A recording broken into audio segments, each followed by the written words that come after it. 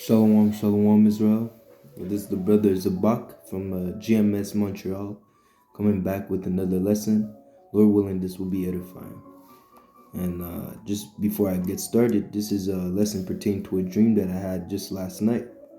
All right, and I believe that this dream is pertaining to Jacob's trouble. All right, and that's not to say that this is a vision of something that will happen exactly the way that I portray it. But this is just a dream that I had. And again, this might be just a message just to take heed of the times that we're about to step into. Because it says that it's going to be a time of distress, darkness, and only darkness, you see? And it's going to be darkness and no light shall be in the day of the Lord, you know?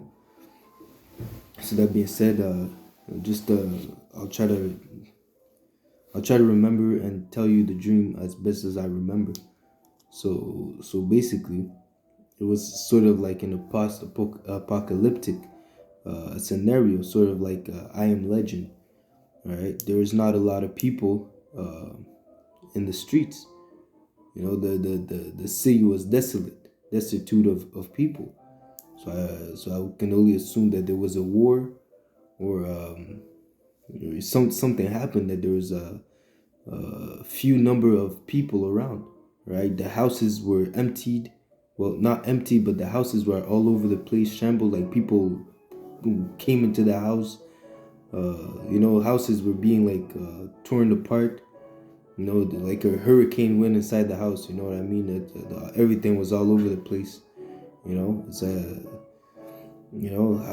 Houses were destroyed. The inside was ran through. You know, and again, me personally, in that dream, I was traveling with two other people. I was traveling with a female and another guy. And then at one point, all I remember is that at one point, I can't really remember the beginning of the dream, but at one point I'm in a house looking outside, and I see the woman that I'm traveling with and the man and the other guy that I'm traveling with. They're outside talking to some random guy, and that guy is telling them, "Yo, this is you guys are setting up in my house. This is my house." And the guy was the guy that I traveled with. He was carrying the guitar, and the guy was telling him, "Yo, that's my guitar. Also, you need to bring me into that house and show me what's inside." And I'm looking from the window and I'm seeing all these things.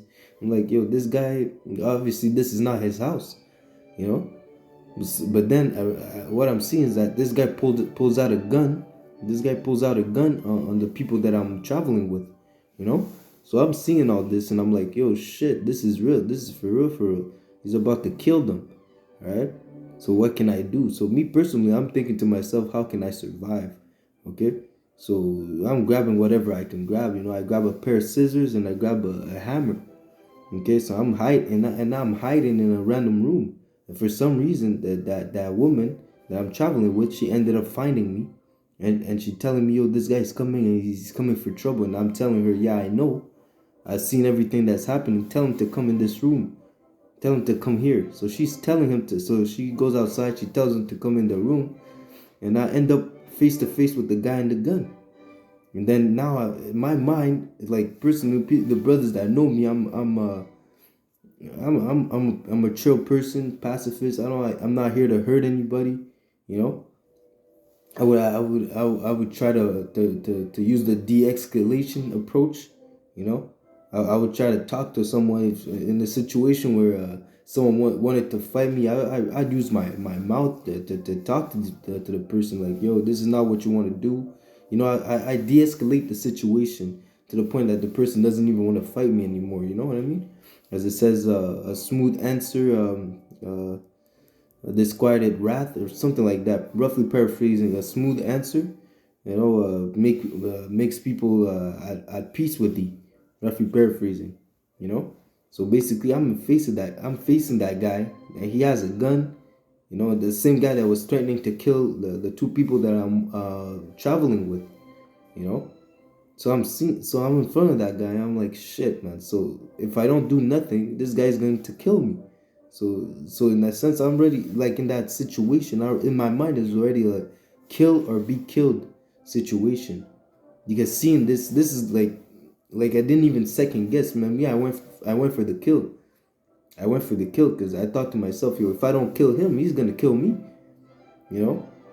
So that's like in that in a sense, I'm thinking about that dream. Like, yo, that's not something that I would have done in regular time. But at the same time, I'm thinking about the situation, the society that we're in, the fact that we're in a post-apocalyptic situation, a post-apocalyptic scenario. You know, like I said, this guy pulled out a gun and he was ready to use it. But Lord, in the dream, it so happened that I ended up winning the fight. But this guy, I ended up having to take this guy's life. You know, and again, it was self-defense. It's not like I wanted to do it, but this guy in his heart, he wanted to kill us. You know, like I said, and then afterwards, um, for some reason, we were outside and we were fighting a bunch of Moabites. You know, we were fighting, me and the guy, we were fighting a bunch of Moabites because I think they wanted to get with the woman. You know, so we had to fight off those Moabites, and then randomly, there was a bunch of wine. There was a bunch of wine and alcohol in a random like closet outside. You know, so I'm seeing all that. You know, after I beat up those Moabites, you know, I end up getting a bunch of wine, but then those Moabites went to go get backup. You know what I'm saying? So these Moabites went to go get some backup, and then I'm like, okay. Then basically the dream ended like that, you know. But the dream ended as I'm beating up Moabites, you know. But I'm thinking about it, you know, this just as a thing of Jacob's trouble. I woke up, I'm like, you know, might as well bring it out, you know, make a lesson out of this. Lord willing, it would be edifying. Okay, because in that dream, I had it was really like a post-apocalyptic scenario, like after a war or even a civil war, right? So let's get into it. Let me bring out a few scriptures. Lord willing, this will be edifying. And let me start off by giving all honor, praises, and glory unto Yahweh, Bahashem Yahushai, Bahashem Racha Kodash. Double honors to my teachers, the elders, apostles, and elder bishops of Great Millstone, teaching and ruling well. Salutation to the hopeful elect of the house of David, those that are keeping the law, statutes, and commandments, and are waiting on Yahushai to come and deliver us. Peace and blessing. All right. So it says here in Jeremiah 30:7,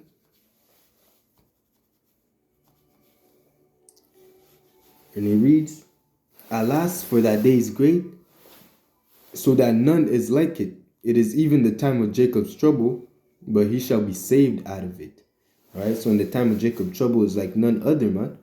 All right, but Jacob shall be saved out of it. The Israelites of the Most High, those that keep the law, statutes, and commandments, that serve the Lord in truth and sincerity, and call upon the name of the Lord, and also trust and walk after Yahushua. It says here in Matthew 24:12, and because iniquity shall abound, the love of many shall wax cold.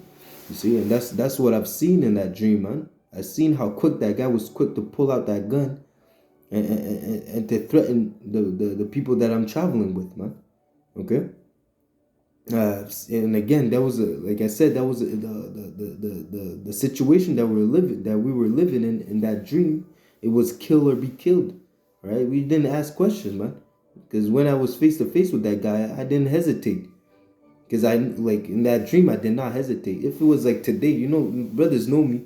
They know I'm not just gonna go around and start, you know, looking for fights and looking to put people to death. No, man. But in that dream, I knew it in my heart. If I didn't put him to death, he was gonna put me to death.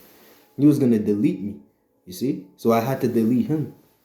Okay? So it says here, so like I'll read that again, Matthew 24:12. And because iniquity shall abound, the love of many shall wax cold. But he that shall endure until the end, the same shall be saved. Verse 21, for then shall be great tribulation, such as was never since the beginning of the world to this time, no, nor ever shall be, except those days should be shortened, there shall no flesh be saved, but for the elect's sake, those days shall be shortened. All right. So again, as it says, that day, Jacob's trouble is going to be such a day of distress, a day like no other, man. So you can put all the slavery, you can put all those slaveries together. You can even put the flood When the Lord flooded the whole earth, the day of Jacob's trouble is not even going to. The flood that the Lord has done in the days of old is not to compare with the time of Jacob's trouble, man. So imagine how much iniquity shall abound in those days, man. How much the love of many shall wax cold. Okay, it says, "For it shall be great tribulation, such as was not since the beginning of the world to this time, no, nor ever shall be." So this is gonna be to the climax of wickedness, man. Those days are gonna be extreme, and if you're not walking in the fear of the Lord, you're gonna be destroyed. Okay, it says here in Second Ezra 15 and 16, "For there shall be sedition among men and invading one another." So, like I said, man, those houses, man, they look like they were invaded. Like imagine like someone runs up in your house, man. They run up in your house, they rape your woman, they take your foods, your food supply, they take everything that you have, man. And then they might even kill you at the end. That's the scenario that I had in my head, man. And that's the world that we're coming into, man. Okay? As soon as the economy crashes, man, your go lucky happy neighbor might not be the same guy, man. Okay? Like I said, man, people even your in your household might turn on you, man. Okay? It says here, "For there shall be sedition among men and invading one another. They shall not regard their kings nor princes, and the course of their actions shall stand in their power." Verse 24, "Woe to them that sin and keep not my commandments," said the Lord. Okay? So basically, yeah, man. So if you don't keep the commandments of Yahweh Hashem Yahushua, you'll get unto yourself destruction. Okay? It says here in Sirach 13 and 6, if he have needs of thee, he will deceive thee and smile upon thee, and put thee in hope. He will speak thee fair and say, what wantest thou? Every beast loveth his like. So like every beast loveth his like, and every man loveth his neighbor. So like I wanted to start there. So Sirach 13 and 15. Every beast loveth his like, and every man loveth his neighbor.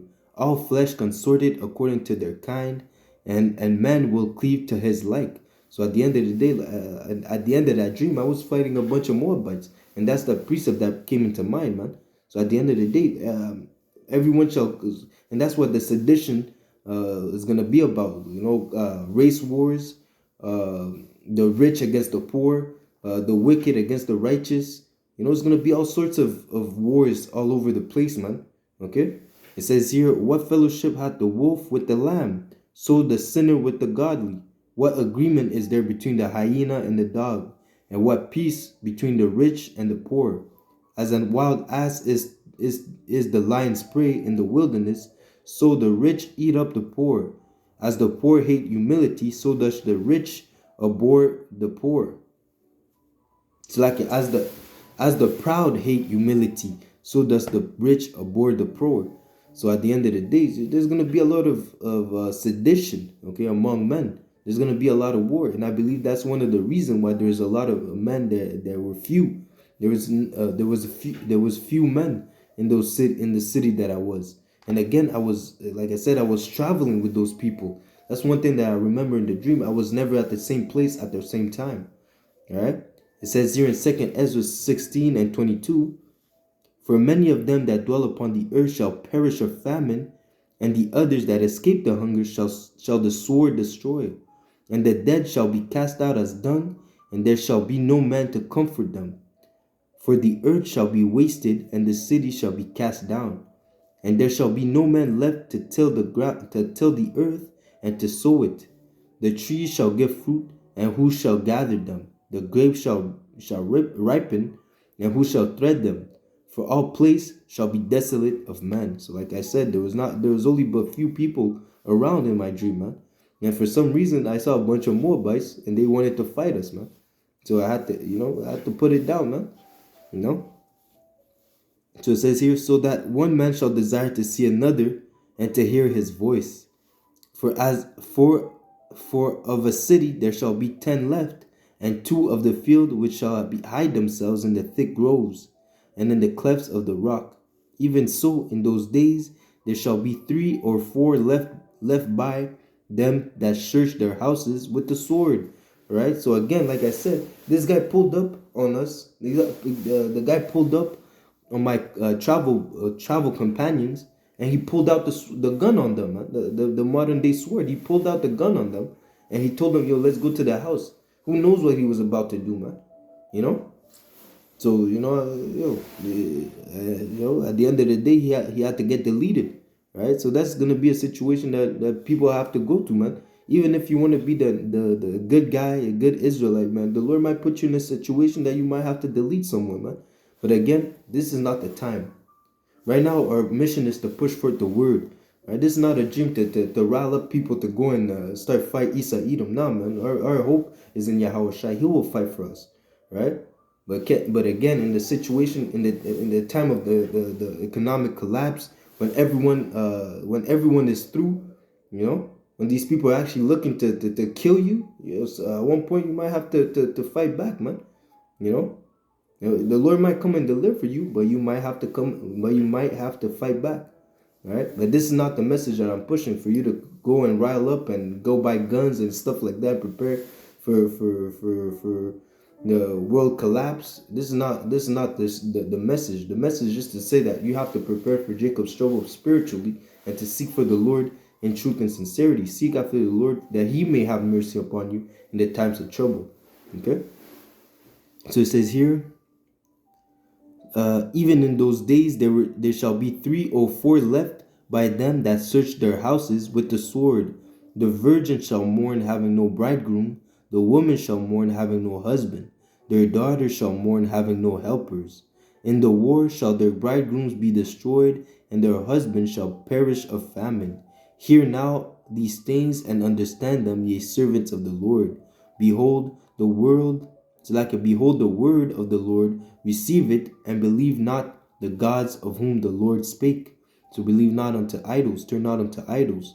Behold, the plagues draw nigh, and are not slack.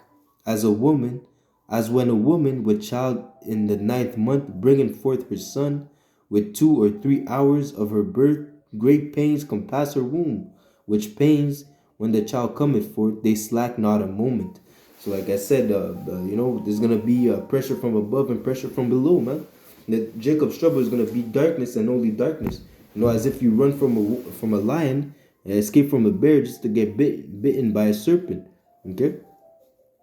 So it says here, so even so shall not the plagues be slack to come upon the earth, and the world shall mourn, and sorrow shall come upon it on every side. O my people, hear my words and make you ready to the battle. In those evils, be even as pilgrim upon the earth. So, like I was saying, I had travel company. I had travel buddies. I had people around. I had a woman and a guy that I was traveling with. Right. I was never at the same spot. I was always moving. Looking for supplies, looking for what I could get, and then I moved on and then we moved on to wherever we were going. Right. Some seemed like I Am Legend, Walking Dead.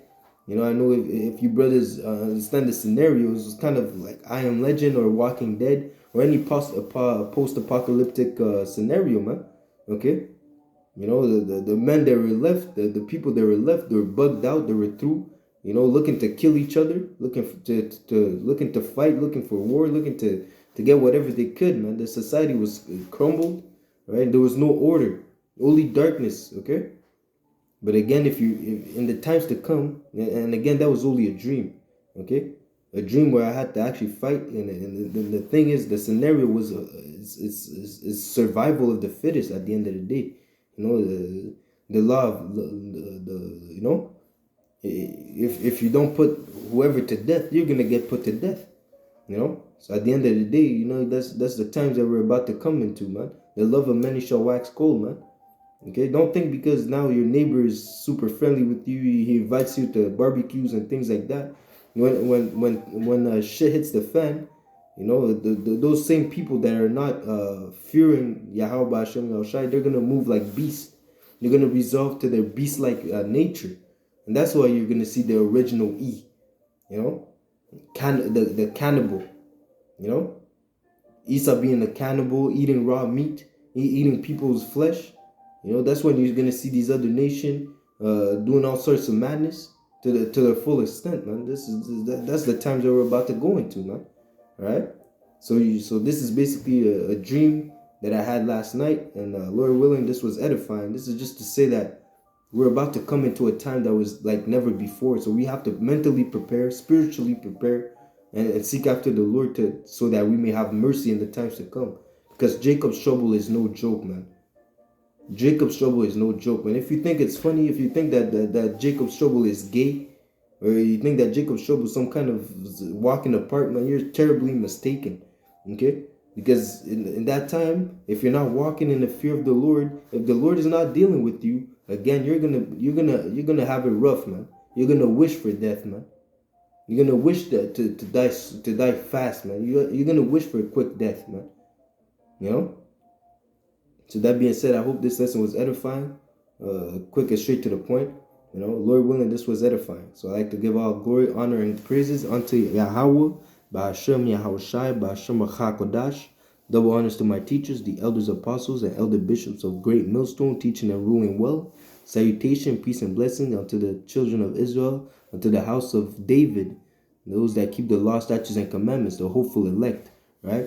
DT Ababa Bao Kwame Ashala. Until next lesson, Shalom.